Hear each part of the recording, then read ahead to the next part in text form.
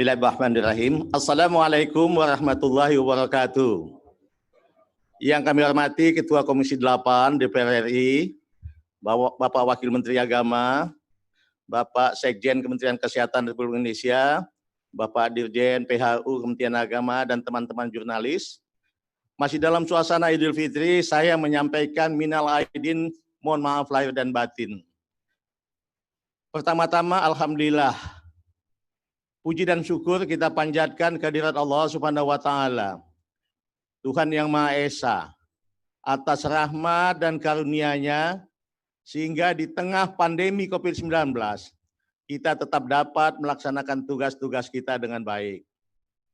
Teman-teman jurnalis semua, sebagaimana kita ketahui, pandemi COVID-19 yang sejak awal Maret juga melanda Indonesia, telah berdampak pada berbagai aspek kehidupan, termasuk layanan sosial keagamaan di bidang penyelenggaraan ibadah haji. Kementerian Agama lalu membentuk Pusat Krisis Haji 2020 melalui keputusan Menteri Agama nomor 392 tahun 2020 yang diberi mandat untuk merancang, menyusun, dan mengkoordinasikan mitigasi krisis pada penyelenggaraan ibadah haji tahun 2020 ini. Tim ini telah menyusun dokumen lengkap skenario mitigasi penyelenggaraan ibadah haji yang disusun mengikuti perkembangan dan dinamika COVID-19, baik di Arab Saudi maupun di Indonesia, hingga April 3 skema penyelenggaraan ibadah haji disiapkan. Pertama, haji diselenggarakan secara normal sesuai kuota. Kedua, haji diselenggarakan dengan pembatasan kuota. Dan ketiga, penyelenggaraan haji tahun ini dibatalkan. Bersamaan itu, sejumlah layanan haji di dalam negeri tetap dilaksanakan, seperti manasik haji secara daring dan pelunasan BP dengan menerapkan protokol penanganan COVID-19. Untuk layanan haji di luar negeri, kontrak layanan akomodasi, transportasi, dan catering juga dipersiapkan. Hanya saja belum dilakukan pembayaran uang muka sesuai pertimbangan keamanan dan juga atas permintaan dari pihak Arab Saudi. Memasuki bulan Mei, karena waktu semakin mepet, tim fokus mematangkan dua opsi saja, yakni penyelenggaraan haji dengan pembatasan ya lebih kurang 50% dan pembatalan keberangkatan jemaah haji. Sebab tanggal 26 Juni telah disepakati sebagai terjadwal sebagai pemberangkatan awal jemaah haji Indonesia tahun 1941 Hijriah 2020 Masehi. Dari situ kami menghitung mundur tentang kecukupan waktu pemberangkatan jemaah dengan segala proses dan konsekuensinya. Skema pengurangan jemaah diambil karena harus ada ruang yang cukup untuk pembatasan fisik atau physical distancing jemaah, baik di asrama haji, di dalam pesawat, di pemondokan, maupun di area-area ritual haji, khususnya di Al-Musna, Arafah, Musdalifah, dan Mina. Dalam skenario ini, rentang waktu berhaji pasti akan lebih lama dari biasanya, sebab ada tambahan masa karantina 14 hari sebelum keberangkatan, 14 hari setelah tiba di Arab Saudi, dan 14 hari setelah tiba kembali di tanah air Indonesia. Protokol kesehatan juga mewajibkan setiap jemaah untuk memiliki sertifikat bebas COVID-19 dari pihak yang berwenang. Bersamaan itu, Kementerian Agama juga menjalin komunikasi dengan pemerintah Kerajaan Saudi melalui Kementerian Luar Negeri Republik Indonesia perihal permohonan informasi penyelenggaraan haji tahun 1441 Hijriah atau tahun 2020 Masehi ini. Kementerian Agama juga telah melakukan kajian literatur serta menghimpun sejumlah data dan informasi tentang haji di saat pandemi di masa-masa lalu. Didapatkan fakta bahwa penyelenggaraan ibadah haji pada masa terjadinya wabah menular telah mengakibatkan tragedi kemanusiaan di mana puluhan ribu jemaah haji menjadi korban. Kita tahu Saudi Arabia pernah menutup haji, ibadah haji pada tahun 1814 karena wabah tahun, 1837 dan 1858 karena wabah epidemi, 1892 karena wabah kolera, 1987 karena wabah meningitis. Indonesia juga pernah menutup karena pertimbangan masalah agresi Belanda tahun 1946, 47, dan 48. Menteri Agama Fathur Rahman Kafrawi mengeluarkan maklumat Kementerian Agama nomor 4 1947 tentang penghentian ibadah haji di masa perang itu. Kementerian Agama juga telah melakukan konsultasi kepada otoritas keagamaan di Majelis Ulama Indonesia (MUI) untuk mendapatkan pandangan keagamaan terkait pembatalan keberangkatan jemaah haji di masa pandemi. Setelah itu tentu Kementerian Agama juga sudah melakukan komunikasi dengan mitra kami, Komisi 8 di DPR, tentang perkembangan situasi ini, baik melalui komunikasi formal rapat kerja maupun komunikasi informal secara langsung. Kami juga masih akan menggelar rapat kerja dengan Komisi 8 setelah acara pagi ini. Berbagai situasi ini menjadi pertimbangan penting dalam memutuskan kepastian pelanggaran haji tahun 2020. Pada pagi ini, pihak Arab Saudi tak kunjung membuka akses bagi jemaah haji dari negara manapun. Akibatnya, pemerintah tidak mungkin lagi memiliki cukup waktu untuk melakukan persiapan utamanya dalam pelayanan dan perlindungan jemaah. Berdasarkan kenyataan tersebut, pemerintah memutuskan untuk tidak memberangkatkan jemaah haji pada tahun 2020 atau tahun 1441 Hijriah ini. Saya ulangi, pemerintah memutuskan untuk tidak memberangkatkan jemaah haji pada tahun 1441 Hijriah atau tahun 2020 ini.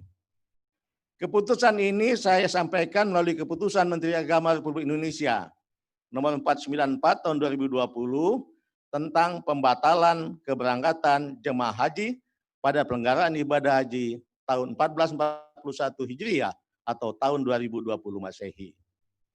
Sesuai amanat undang-undang, selain persyaratan kemampuan secara ekonomi dan fisik, kesehatan, keselamatan dan keamanan jemaah haji harus dijamin dan diutamakan sejak dari embarkasi atau debarkasi, dalam perjalanan, dan juga saat di Arab Saudi. Sungguh ini sebuah keputusan yang cukup pahit dan sulit. Di satu sisi kita bersama telah berusaha dengan segala upaya untuk menyiapkan pelanggaran haji tahun ini sebagai perwujudan tugas pembinaan dan pelayanan. Tapi di sisi lain kita juga memikul tanggung jawab untuk memberikan perlindungan bagi jemaah dan petugas haji. Tanggung jawab ini merupakan bagian dari pelaksanaan kewajiban negara dalam menjamin keselamatan warganya. Risiko keselamatan dan kemanusiaan menjadi prioritas pertimbangan kami di masa pandemi ini.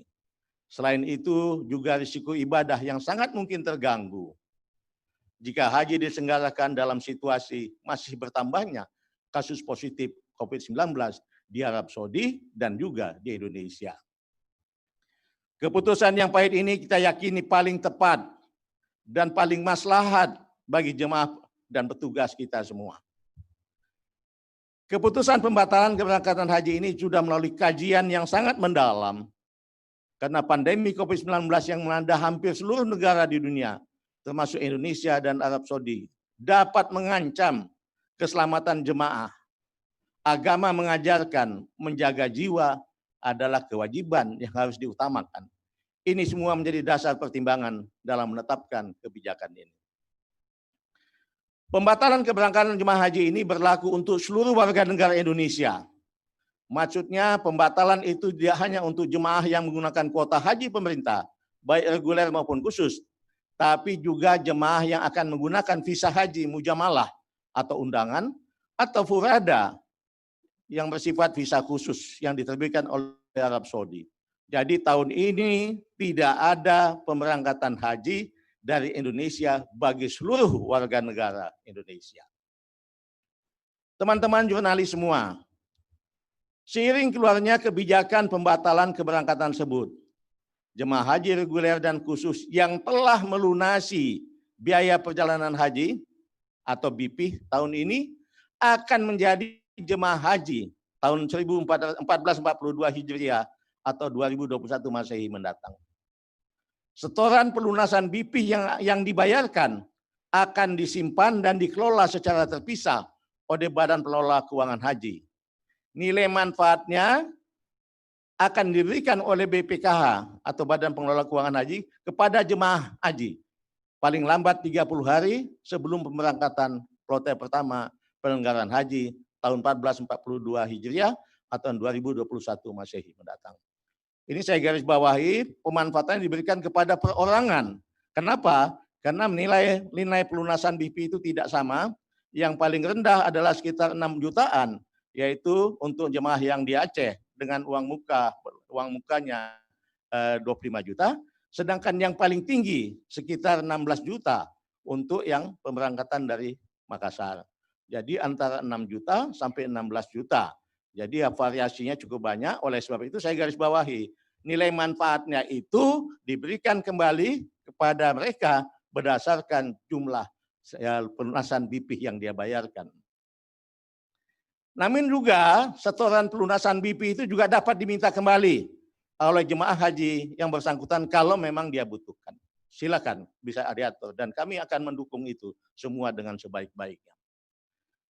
Bersamaan dengan terbitnya KMA ini, petugas haji daerah pada penyelenggaraan ibadah haji tahun ini dinyatakan batal. BP yang telah dibayarkan juga akan dikembalikan. Gubernur dapat mengusulkan kembali nama seiring dengan terbitnya KMA ini. BP yang dibayarkan akan dikembalikan. KBIHU dapat mengusulkan nama pembimbing lain atau sama pada penyelenggaraan haji mendatang. Jadi ulangi, KBPAU dapat mengusulkan nama pembimbing pada penyelenggaraan haji mendatang. Semua paspor jemaah haji, petugas haji daerah, dan pembimbing dari unsur KBIHU pada penyelenggaraan ibadah haji tahun 1441 Hijriah ini atau 2020 Masehi akan dikembalikan kepada pemilik masing-masing. Semua hal teknis terkait konsekuensi dari keputusan ini sudah dipersiapkan secara detail. Nanti saya persilakan teman-teman jurnalis berkomunikasi dengan Dirjen PAU atau dengan juru bicara Kementerian Agama untuk bisa mendapatkan penjelasan lebih teknis. Akhirnya kami menyampaikan rasa simpati yang mendalam kepada seluruh jemaah haji yang terdampak pandemi COVID-19 tahun ini, sehingga tertunda keberangkatan hajinya. Ini semua tentu sudah kehendak Allah Subhanahu wa Ta'ala. Sebagai umat beragama, kita yakin bahwa apa yang kita inginkan belum tentu yang terbaik. Di hadapannya demikian pula apa yang tidak kita inginkan bisa jadi itulah yang terbaik buat hambanya kita semua ini. Mari kita menerima keadaan ini dengan ikhlas. Saya berdoa agar ujian COVID-19 ini segera usai. Amin ya rabbal alamin. Billahi taufiq wal hidayah. Wassalamualaikum warahmatullahi wabarakatuh. Terima kasih.